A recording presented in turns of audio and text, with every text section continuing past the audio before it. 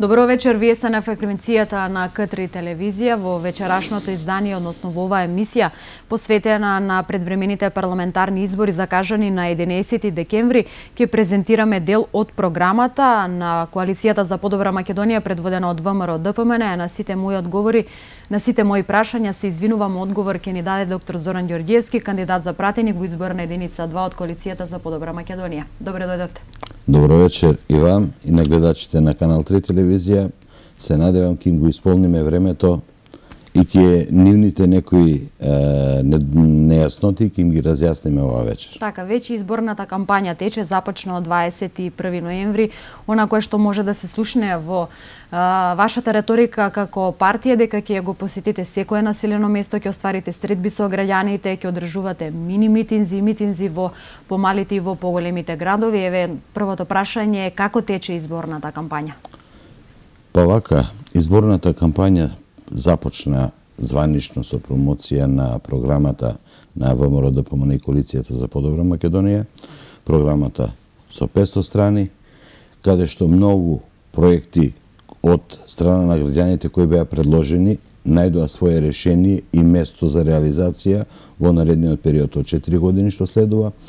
Така да званично почна со големиот народен митинг што беше организиран масовно посетен во Охрид и веќе агендите кои ги имаме сите кандидати за пратеници, значи целата наша структура, веќе целиот процес трае.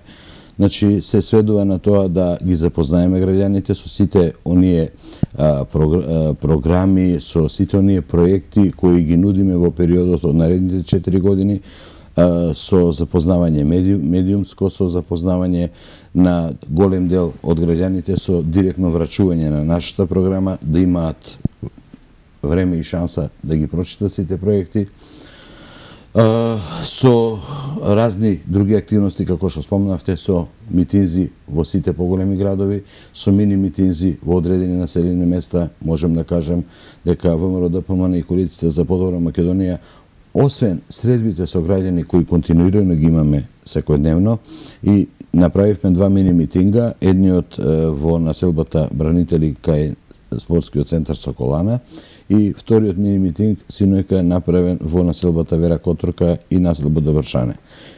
Имавме добра посетеност, имавме после митингот доста разговори со населението од одредените местни заедници за многу работи за кои беа заинтересирани, така да со кои проекти ќе настапуваме, значи беа плодни мини-митинзи. Така, токму тоа сакав да ве прашам, какви се реакциите на граѓаните, еве кога веќе ви пристапуваат, затоа што вие заедно со носителот на кандидатската листа предводена од Никола Тодоров одите на тие средби. Какви се нивните реакции еве веќе неколку дена од изборната кампања?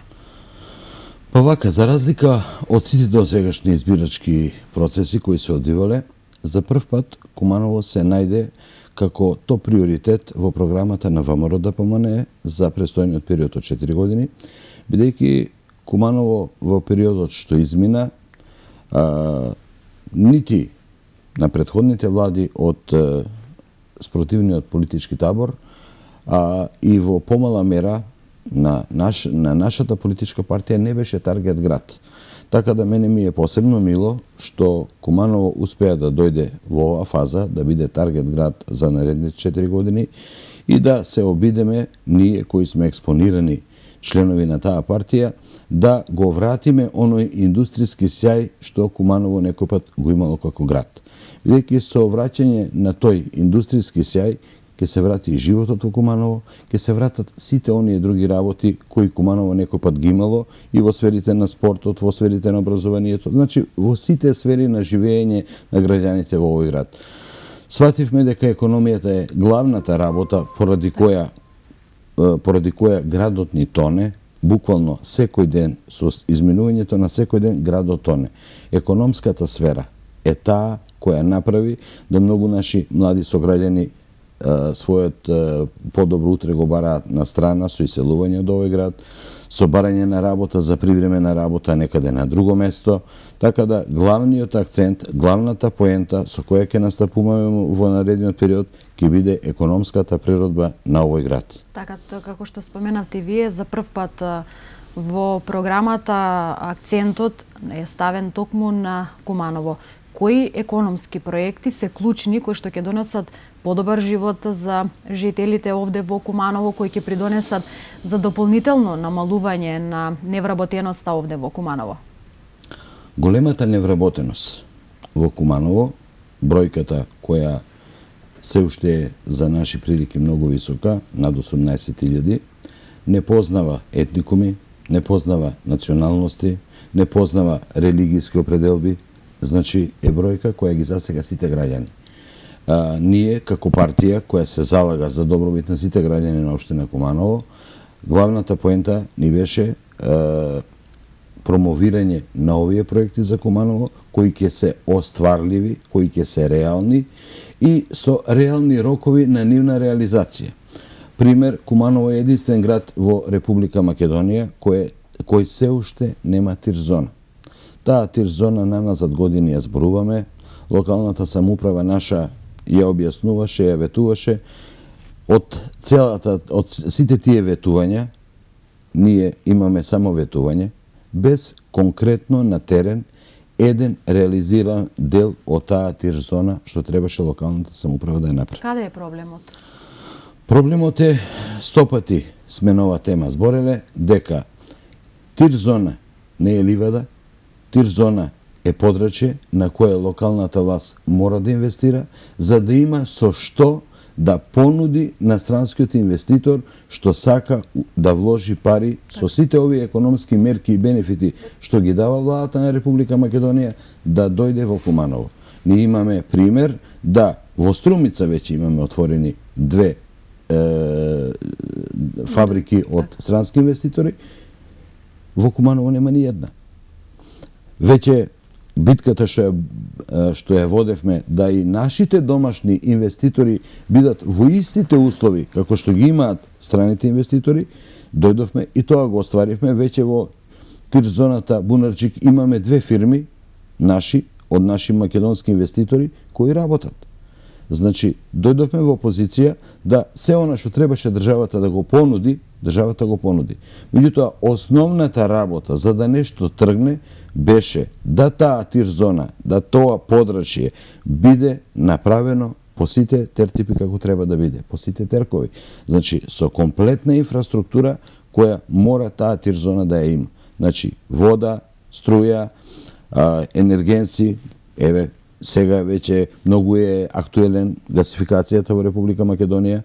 Гасифицираме во Куманово, зошто во таа тир-зона, например, не се постави гасовод.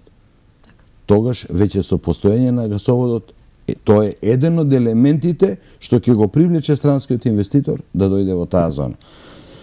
Таа тир-зона, значи, не се прави за една година. Да не ги лажеме граѓаните дека со една година тир-зоната ќе биде готова. Значи, тоа се определува едно подрачје. Агенција за просторно планирање треба да комплетно тоа подрачје го правно расчисти и реши. Значи, покрај државно земјиште, таму има и приватни земјишта кои државата мора да ги... Дали ќе направи замена, експроприација треба да направи, дали ќе биде плаќање, меѓутоа тоа земјиште мора да биде комплетно во државна собственост, за да може државата на тоа земјиште да поставува инфраструктура со така веќе средено земјиште да настапи за формирање на тир-зона. Тоа е еден проект кој малку понатака ќе чека, значи ќе има своја реализација дури после година дена. Бидејќи во Куманово работата е алармантна, има ургентна и алармантна. Ова е ургентно алармантна.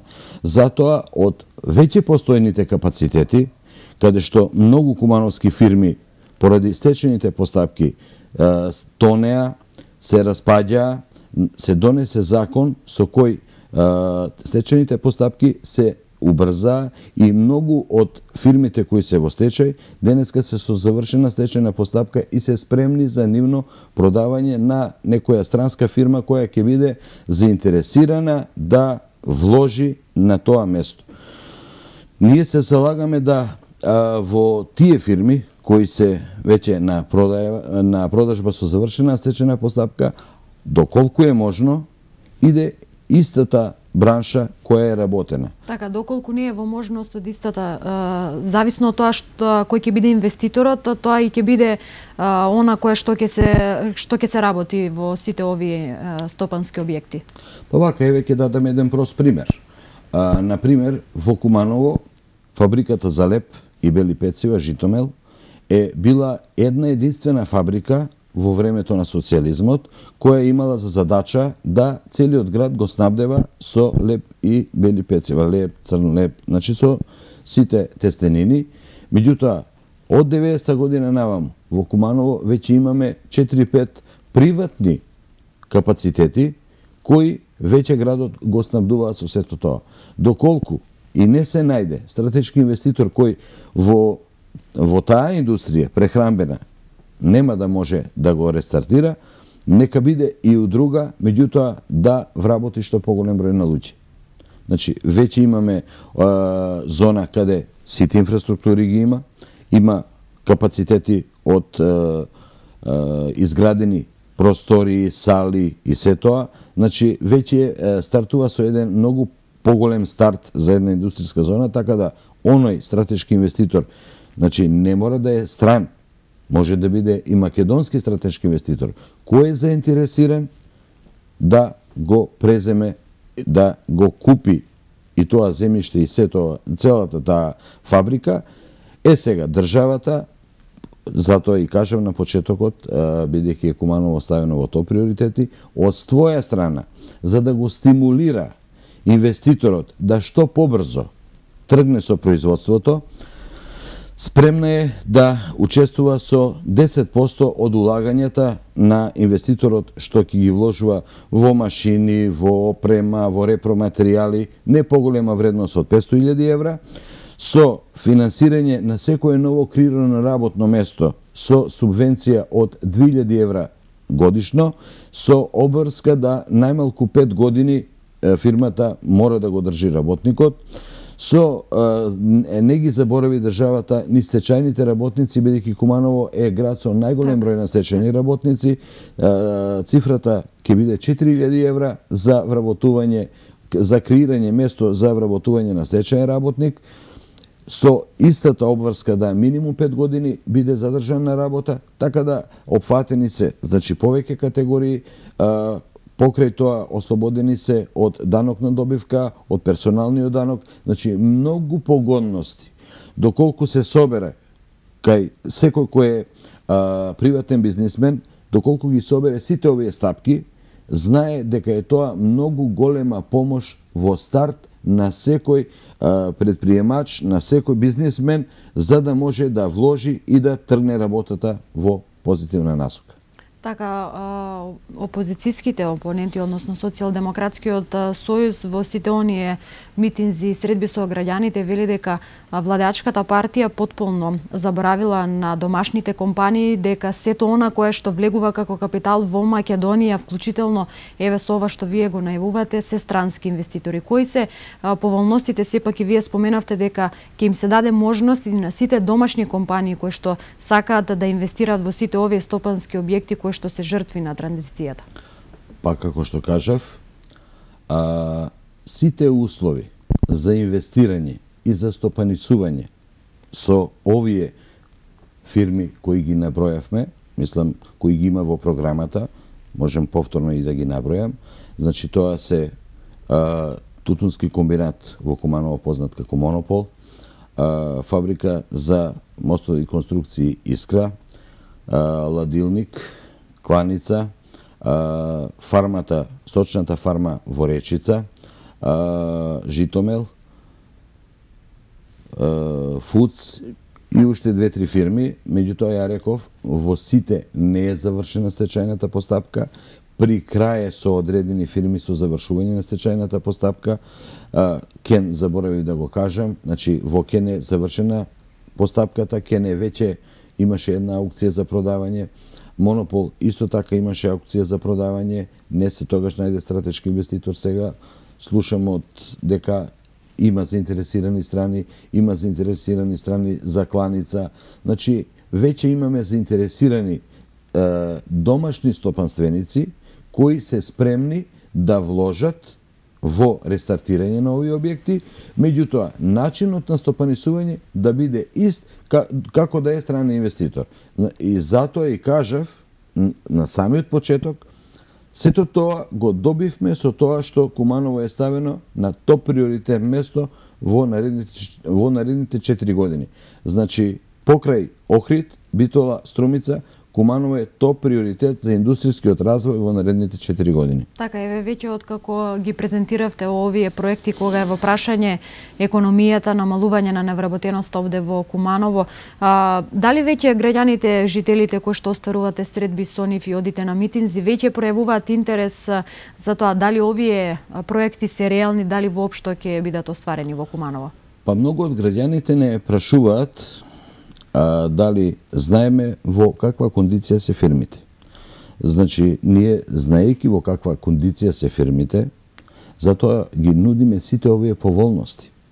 Значи, фирмите се доста истрошени, фирмите се доста разграбани, разградени, меѓутоа, као што кажав, доколку и дојде инвеститор, било стран, било домашен, значи, од самиот старт ќе има поволности. Значи, поволности од страна на државата. Значи, вложувањето што ќе му биде во стартот, ќе биде на или обновување на постоечките капацитети, или рушење и правење на ново. Меѓутоа, и инфраструктурата, комплетната инфраструктура што ја имала претходната фабрика или фирма, е постојна, ја има, водовод има, канализација има, струја има, патна структура има, приклучок има, значи тоа се фирми кои се веќе у званични индустријски зони. Значи веќе не стартуваме тука од нула, као што кажавме, тир зона каде е гола ливата. Значи овдека веќе имаме одредени работи со кои настапуваме пред стратешкиот инвеститор.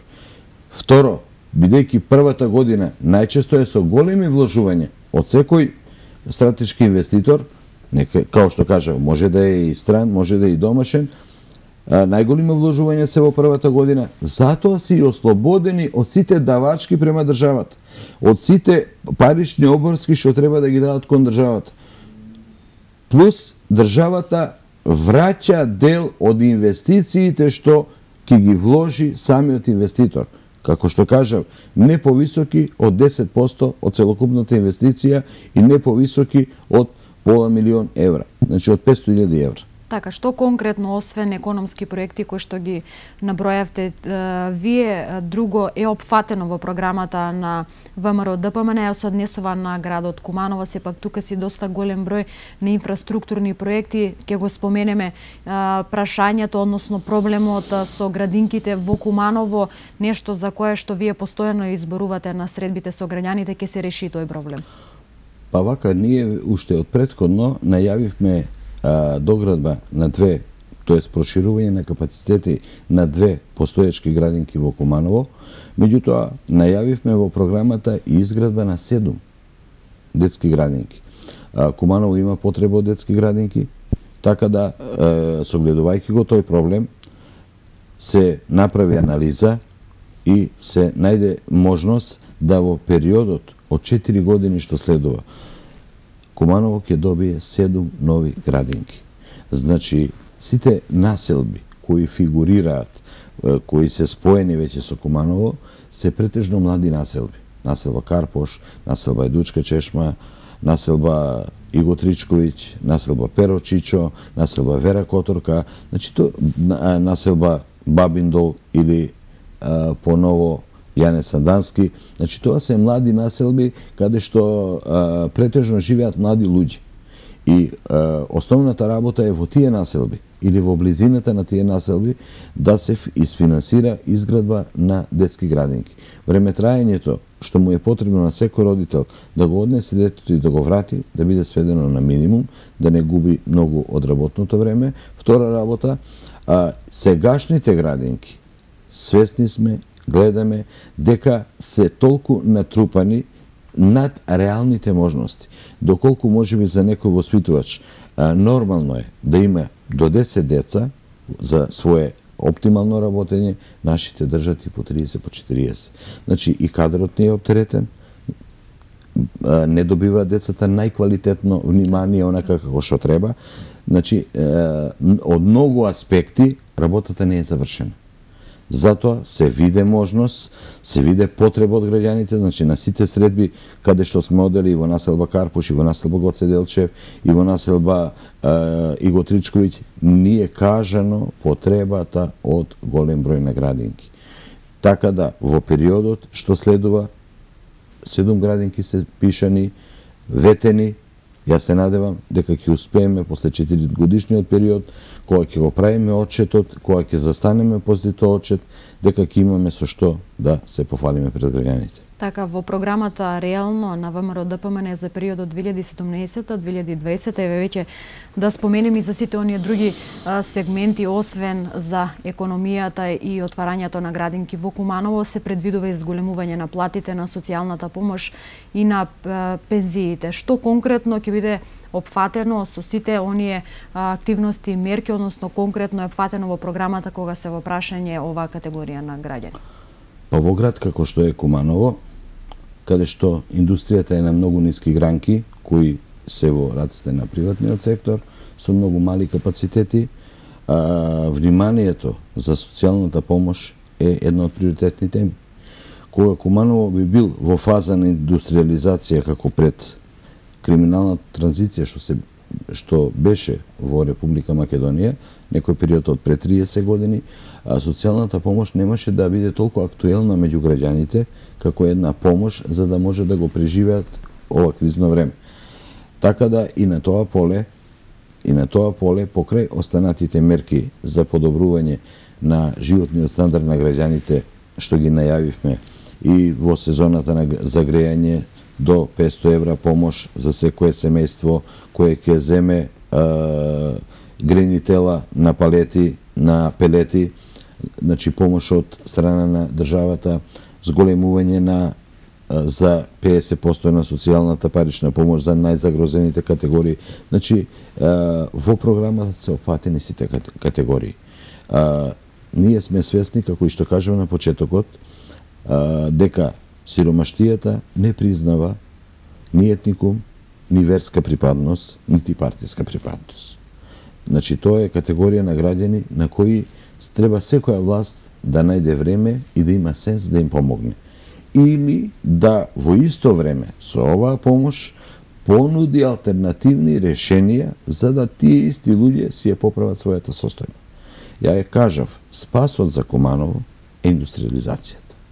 Тоа е можноста која ќе даде нов живот во животите на граѓаните во Куманово. Категоријата на луѓе кои веќе одживеа едно време, кои се веќе повозрасни, ги памтат тие времиња на таа индустриализација и кои беа бенефитите од таквото живење. Тогаш не се разговараше за некои други работи, се разговараше за спортскиот живот во Куманово, за културните настани во Куманово. Ке спомнам една теза, дефиниција, која на времето, кога јас бев средношколец, ја учевме као Марксова теза, беше дека празен стомак политика не води. Таа теза и сега неолиберализмот, тоест либералниот капитализам, повторно ја актуализира, дека е многу актуелна, поготово на нашите подрачја. Затоа, во оваа програма што имаме создадено, за разлика од нашите политички опоненти, кои се бават со деструкција во општеството, на сето она до сега што дошло, до сега што е изградено. Значи, да изградиш нешто, ти треба многу време, меѓутоа да рушиш за еден ден. Нашите опоненти, кога ја практикуваа власта во Куманово, ние сите сме сведоци како ја практикуваа. направија деструкција на целата индустрија во Куманово. Нема кумановци да заборават кој го затвори ЧИК, нема да заборават кој го затвори Кирофетак и сите ред други фирми. Ние успеавме да дел од фирмите кои веќе беа спакувани за стечај да преку одредени правни постапки ги продадеме, за да тие исти фирми веќе во оваа година почнуваат да работат со некое позитивно салдо. Да одредените фамилии кои живеат од работа во тие фирми можат малку полесно да дишат, да го заборават времето од периодот кога по 10 плати немаа земено. Неземење на 10 плати, неплаќање на сите придонеси, неплаќање струја, неплаќање значи сите инфраструктури, граѓанинот го доведува во една фаза на депресија каде што више не го интересира политика, туку го интересира гола екзистенција. Знаејќи ги сите овие работи, ние од Куманово кумановци, затоа и сакавме да со овој топ приоритет на Куманово во наредните 4 години дадеме шанса на сите овие луѓе да видат посветли денови. Така сепак во програмата реално се предвидува доста голем број на проекти за младите луѓе, како што претходно веќе започна да функционира проектот Купи куќа за млади, Купи куќа, купи стан, меѓутоа сега надополнет со уште една дополнителна мерка, тоа е Купи куќа за млади над 36 години. Имате ли информации како стоиме по однос на оваа мерка во Куманово? Дали истата се искористи, дали сите оние млади луѓе кои што го нема решено своето стамбено прашање, успеа токму преку оваа мерка да добијат свој дом и свој покрив над главата? Оваа мерка во Куманово има голем интерес. Младите се многу заинтересирани за оваа мерка. Меѓутоа, оваа мерка е полна во оние локални самоуправи каде што локалната власт ја води ВМРО ДПМНЕ. Затоа што основата на оваа мерка е купување на местото, тоа е стартот, за 1 евро квадрат. Во Куманово не можеме да се пофалиме од работата на нашата локална самоуправа со таква некоја мерка каде ќе понуди на граѓаните, така да тоа е стартот. Основа за Купи куќа за млади е местото каде ќе биде градена куќата. Со нашиве цени за секој млад брачен пар, тоа е сепак малку поголем предизвик за да се купи место, гледајќи ги цените на просторот на земјиштето во Куманово, така да таа мерка многу интересенти има, меѓутоа во Куманово нема некој голем број на реализации. Значи, стартот е за поднесување на сите тие придобивки преку банките, преку Министерството за финансии за помош, е да земјиштето биде, поседовниот лист биде на име на подносителот. Во Куманово, самиот старт, како што кажав, е многу тежок за секој млад човек, така да малку ќе имаме проблеми на тоа поле, меѓутоа да има интерес, има многу голем интерес. Можем да кажем во другите локални самоуправи каде што ВМРО ги владее, пример Свети Николе, Штип, веќе имаме многу позитивни фидбек одговори од страна на младите луѓе, така да оваа мерка може во Куманово малку ќе се забави, меѓутоа нема да се заборави и се надевам дека во наредните години што следат, со промените кои треба да настапат во Куманово, време е кумановци да дадат шанси на другата опција. Мислам дека оваа мерка дополнително ќе биде многу актуелна меѓу кумановци. Така е да споменеме некои проекти кои што се предвидени во програмата се однесуваат на здравството. Куманово исто така и тука е опфатено. Вие како долгогодишен лекар-хирург сигурно го пометите тоа време кога работевте во општата болница Куманово и ова време кое што е денеска. Што доби конкретно Куманово кога е во прашање здравството и кога е во прашање ова институција? Па вака, до сега, бидејќи сум од генерација која подолго памти, го памтам владењето и на нашите политички опоненти. Во тој период Куманово беше сведено на опрема која имаше музејско-експонатска вредност. Значи мораме да ја потенцираме дека во градската болница, во здравниот дом, сведоци сме на многу големи вложувања од страна на владата на Република Македонија во здравниот дом, во смисол на возила. Ние времето кога со пезетки се возеа итната помош и сега со најмодерни комбиња, тоа можеме да го секој пат кажеме, до сега софистицирана опрема као што се лапароскоп, лигашур, значи многу технолошки работи кои овозможуваат полесно доаѓање до диагнозата, ехоапарати, 3D, 4D, значи компјутерска томографија. Куманово никога немало компјутерска томографија. Куманово компјутерска томографија доби со мерките од 2010 наваму. Значи, со мерките кои треба во наредните 4 години да излеземе пред граѓаните на Куманово, значи главна мерка ќе биде изградбата на ургентниот центар. Ја морам да кажам и да потенцирам дека правната разврска за вадење на дозвола за градба со локалната власт веќе трае 2 години. 2 години локалната власт нема сенс да помогне со давање на градежна дозвола, за да може тендерот кој е веќе распишен да може да има своја реализација. 2 години локалната власт бойкотира затоа што целата работа ќе гради ВМРО ДПМНЕ. Тоа е грешка. Тој објект го гради владата на Република Македонија, па од било која партија да е, го гради за граѓаните на град Куманово, каде што ќе се лечат од сите општини. Прво, од сите етнички заедници, од сите верски заедници, од сите партиски заедници, од сите партиски структури. Покрај Куманово, тука ќе се лечат целиот регион, Липковска општина, Старонагоричка општина, Ранковце општина, општина Крива Паланка, општина Кратово, значи за сите тие луѓе. И не можем да разберам као лекар, бидејќи од другата страна имаме сепак градоначалник лекар, да нема сенс за своите граѓани да цела таа постапка ја убрза. Значи, тоа е на штета на граѓаните.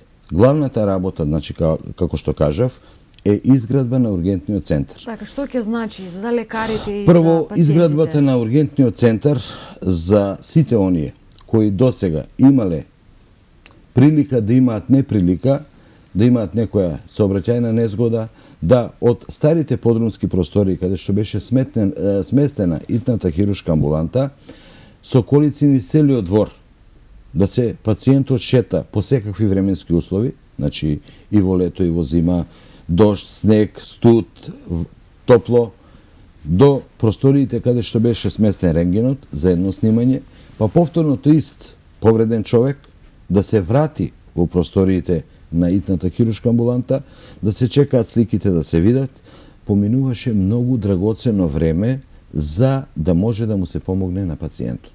Значи се губеше, тоа се златните минути со кои треба да се искористат за што побрза помош на пациентот.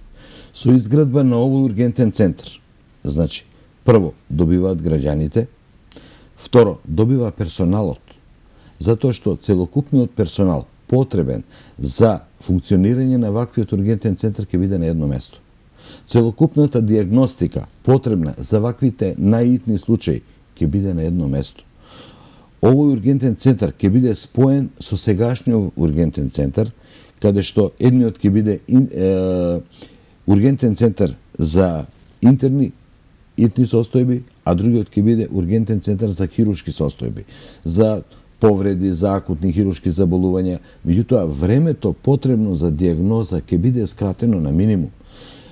Тука, во случаи на најголеми повреди, ќе имаме тим од хирурзи, анестезиолози, интернисти, кои во најкраток можен рок ќе може да рентгенолози, ќе може да постават диагноза и да делуваат тераписки. Доколку има услови за да се решава тој проблем во Кумановската болница, доколку мора да иде на повисока инстанца, времето потребно за диагностика ќе биде скратено и времето на транспортот до соодветната терцијарна здравствена установа ќе биде скратено. Така да шансите за преживување на овие луѓе ги изголемуваме многу. Второ, самите здравствени работници, лекари, сестри, болничари ќе се чувствуваат многу подостоинствено кога ќе работат во достоинствени услови.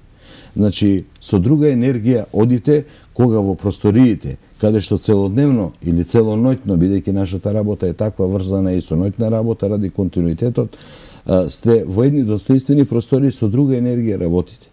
Ја, бидејќи сум сведок, 30 години, 27 години работев во болницата, знам која е перцепцијата на хирурзите со работа во подрумот, каде што беше каде што беше сместена итната хируршка амбуланта, каде по 24 часа ние проведувавме. Дел од животот ни остана во тие подруми, каде се е темница и нормално енергијата е малку друга, не е позитивна. За позитивна енергија треба светло, а светло е новиот ургентен центар со сета она комплетна инфраструктура што треба да влезе во него, со сета она диагностичка апаратура софистицирана која треба да се вгради во него, излезе пред граѓаните на општина Куманово и да им помогне во оние моменти кога им е најтешко. Така, што друго му недостасува на кумановското здравство, освен потребата од овој ургентен центар? Сепак,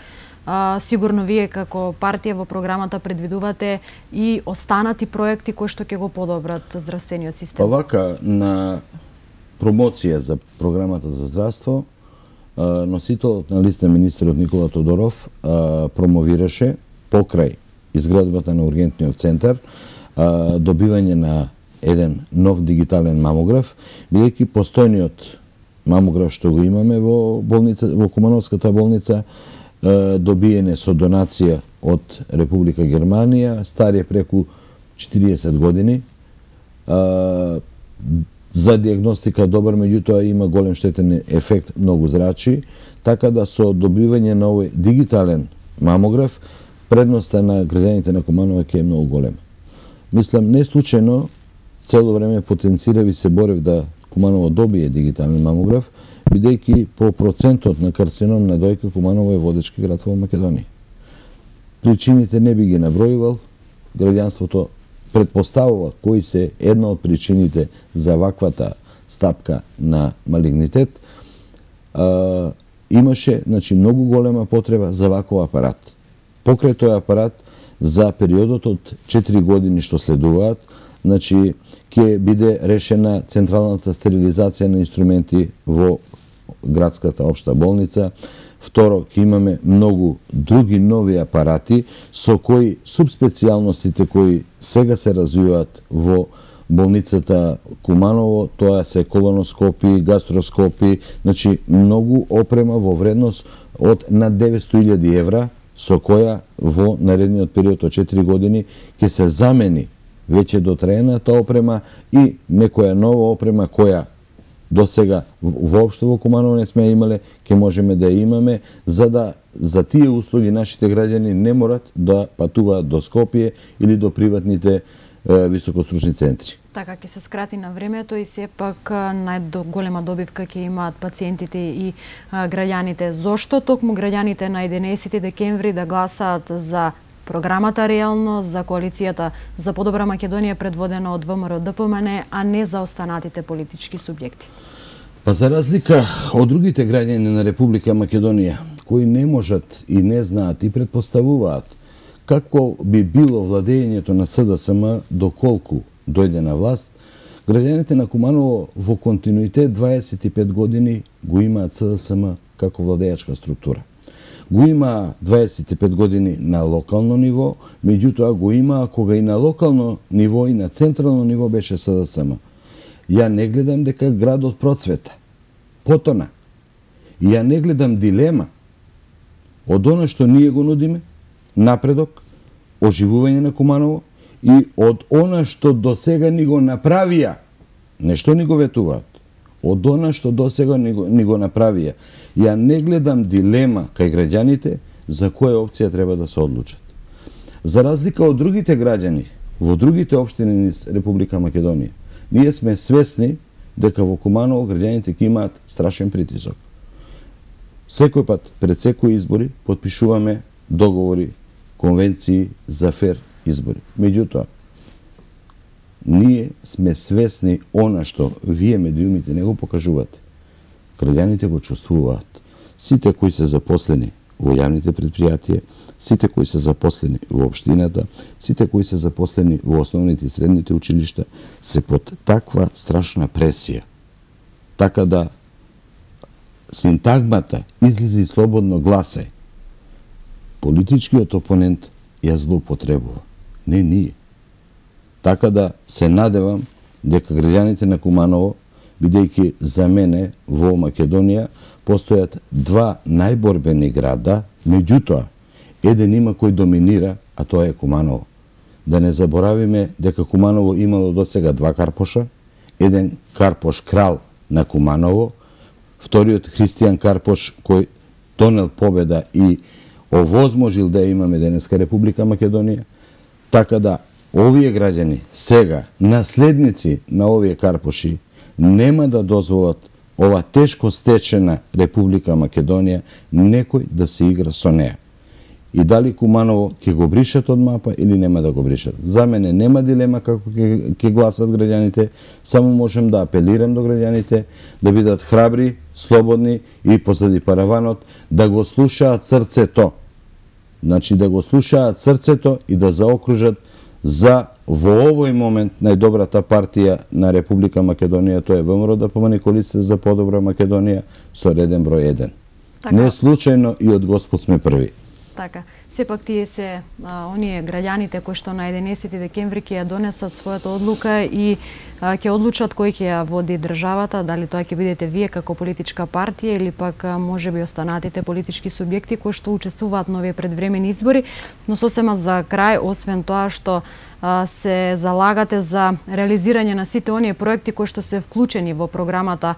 Реално, уште стартот на кампањата помина во фокус на пораките кои што ги испратија лидерот на ВМРО-ДПМНЕ и лидерот на СДСМ Зоран Заев, кој уште изнесува тврдења кои што, еве, јас ги толкувам сепак како поигрување со државата и суверенитетот, а тоа е воведување на двојазичност, се разбира доколку тие победат на изборите на 11 декември. Вашиот став околу ова прашање?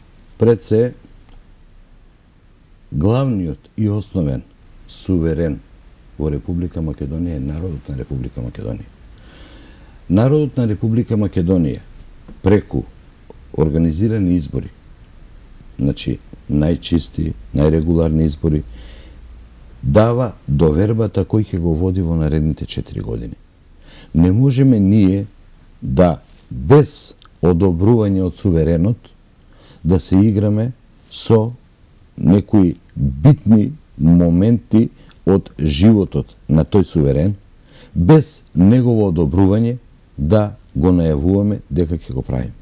Значи, небулозата од отворање на Уставот, проширување на Охридскиот рамковен договор, од воведување на двојазичност на цела територија на Република Македонија, без преку референдум да се праша народот и, што ќе кажем, без да се слуша сенсот од народот по тие прашања, не може никој да ги ветува и да ги става у програма.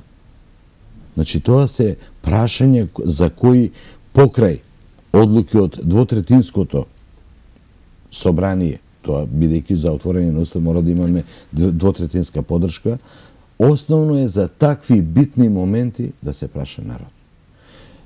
Штом народот не го прашуваат, штом народот треба своето мислење да го каже на 11 декември, јас сум сигурен, не се надевам, јас сум сигурен дека на 11 декември народот ќе го каже своето мислење, кое ќе биде и суд и потврда на тоа докаде можат да одат политичарите со своите ветувања, да не ги забораваат своите ингеренции, дека со избор на било кој од политичар од страна на народот, времето што ќе го проведе е броено и се бројат оние работи кои остануваат после тие политичари. Ја би сакал да времето, што како политичар ќе го проведам, да оставам позади себе некои спомени кои ќе зборат за моето позитивно живење во овој град. Затоа и се залагам, затоа и се борам да дојдат овие проекти. Зоран Ѓорѓиевски еден ден нема да е повеќе пратеник, Зоран Ѓорѓиевски еден ден ќе биде пензионер, ќе се шета, меѓутоа делата што ќе останат после Зоран Ѓорѓиевски да зборуваат за позитивното живење на тој човек во овој град. Затоа и знам дека граѓаните од овој град се многу зрели, многу свесни и дека нема дилема околу тоа кого ќе огласаат на 11 декември. Изборот е еден. Број еден за најдобрата партија ВМРО ДПМН и коалицијата за подобра Македонија. Така, еве, има можностите оние кои што не следат, односно не следат К3 телевизија, кои што зрачи во 6 општини, конкретно да слушнат со какви проекти, со каква програма настапува коалицијата за подобра Македонија на овие предвремени парламентарни избори, секако одлуката на 11 декември е токму нивна, тие да одлучат кој ќе води државата. Благодарам за одвоеното време и да се надеваме на фер и демократска изборна кампања и на фер избори. Сепак и меѓународниот фактор е доста вклучен во овие избори и можеби сите со нетрпение очекуваат каков ќе биде исходот. Сепак тоа е можеби клучната шанса Македонија да влезе и да биде дел од европското семејство. Благодарам и вам. Порака до сите граѓани на 11 декември најдостоинствено, најзрело, најсовесно да излезат и да покажат дека не е залудно Македонија најстара земја која се спомнува дури во Библијата. Да покажат дека се многу зрели за своите одлуки и за иднината за која тие сами треба да одлучат. Благодарам. Благодарам уште еднаш. Почитувани гледачи, ова беше разговорот со кандидатот за